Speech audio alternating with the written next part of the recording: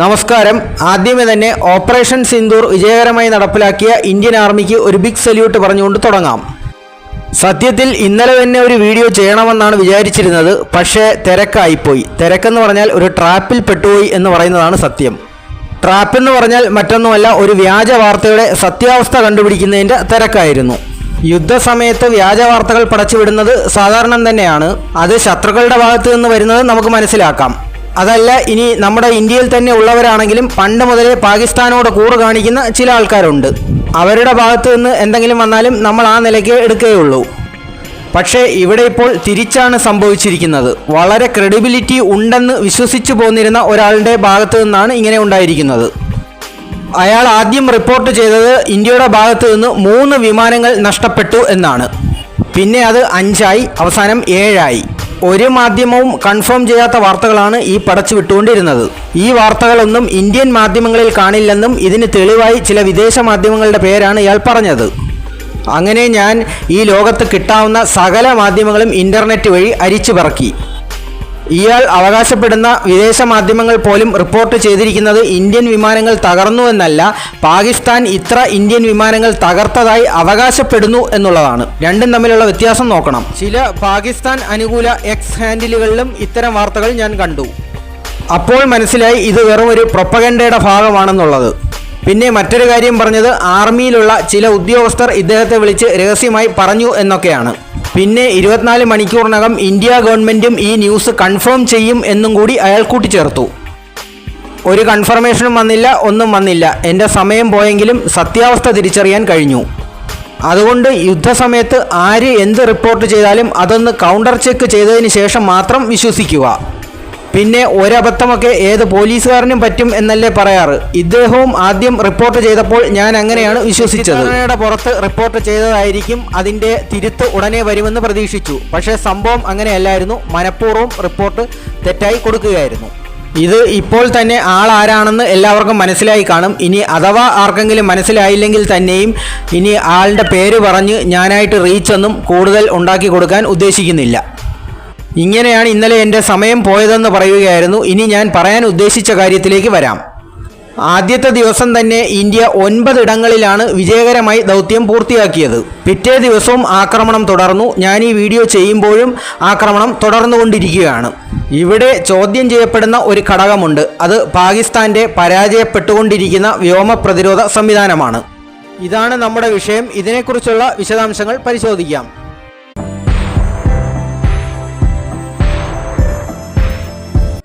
ചൈനയുടെ കയ്യിൽ നിന്ന് വാങ്ങിയ HQ-9 എന്ന വ്യോമ പ്രതിരോധ സംവിധാനമാണ് പാകിസ്ഥാൻ ഉപയോഗിക്കുന്നത്. എന്നാൽ ഇത് ചൈന ഉപയോഗിക്കുന്ന അതേ HQ-9 സിസ്റ്റം എന്ന് പറയാൻ പറ്റില്ല. പാകിസ്ഥാന് വേണ്ടിയുള്ള ഒരു കസ്റ്റം മെയ്ഡ് HQ-9P വേരിയൻ്റ് ആണ് പാകിസ്ഥാൻ ഉപയോഗിക്കുന്നത്.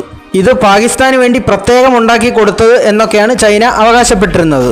അതാണ് HQ-9P എന്ന് പേരിടാനുള്ള കാരണം. പക്ഷേ എൻ്റെ സംശയം അതല്ല, P എന്നുള്ളത് പണി കൊടുത്തു എന്നുള്ളതിൻ്റെ ഷോർട്ട് ഫോം ആണോ എന്ന് പോലും അറിയില്ല. അങ്ങനെ പറയാനുള്ള കാരണം ലോകത്ത് ഇത്രയും മോശപ്പെട്ട ഒരു വ്യോമ പ്രതിരോധ സംവിധാനം ഏതെങ്കിലും ഒരു രാജ്യത്തിന് ഉണ്ടോ എന്ന് പോലും സംശയമാണ്. HQ-9 എന്നുള്ളത് റഷ്യയുടെ S-300ൻ്റെ ഒരു കോപ്പിയായിട്ടാണ് ചൈന ഇറക്കിയത്. ചൈന പൊതുവെ കോപ്പി അടിക്കാൻ മിടുക്കന്മാരാണ്. കോപ്പി അടിക്കുന്നതിൽ തെറ്റൊന്നുമില്ല. അത് വൃത്തിയും വെടുപ്പോടും കൂടി ചെയ്യുകയാണെങ്കിൽ ഓക്കെ. ഇതിൽ റഷ്യയുടെ മാത്രമല്ല അമേരിക്കയുടെയും ഇസ്രയേലിൻ്റെയും ഒക്കെ ടെക്നോളജിയും കോപ്പി അടിച്ച് വെച്ചിട്ടുണ്ടെന്നൊക്കെയാണ് അവകാശവാദം. ഒരു HQ-9 മിസൈലിൻ്റെ വിലയെന്ന് പറയുന്നത് തന്നെ ഏകദേശം $1 മില്യൺ ആണ്.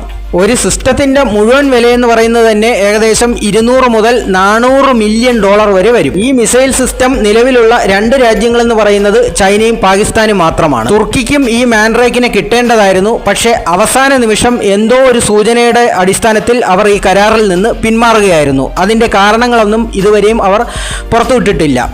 ചൈനയുടെ ആയുധങ്ങളെന്ന് പറയുമ്പോൾ മറ്റ് ലോകരാഷ്ട്രങ്ങളുടെ ആയുധങ്ങൾ പോലെയല്ല. കാരണം അവയൊന്നും വ്യാപകമായി ഒരു യുദ്ധത്തിലും ഉപയോഗിച്ചു കണ്ടിട്ടില്ല. അതുകൊണ്ട് തന്നെ അവയുടെ കാര്യക്ഷമതയിൽ പല രാജ്യങ്ങളും സംശയം പ്രകടിപ്പിക്കാറുണ്ട്.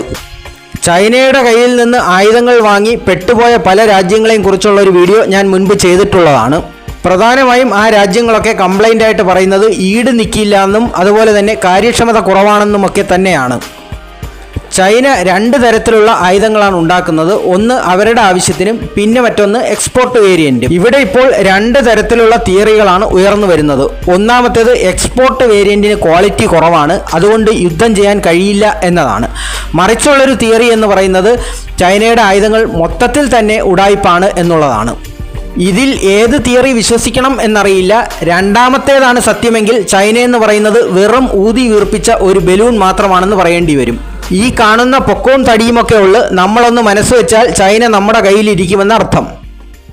പക്ഷേ രണ്ടാമത്തെ തിയറിയെ അങ്ങനെ പൂർണ്ണമായും നമുക്ക് വിശ്വസിക്കാൻ കഴിയില്ല. ചൈന എന്തായാലും അവരുടെ ആവശ്യത്തിന് കുറച്ച് ക്വാളിറ്റിയുള്ള സാധനങ്ങൾ ഉണ്ടാക്കും എന്ന് തന്നെയാണ് നമ്മൾ ഇപ്പോഴും വിശ്വസിക്കുന്നത്.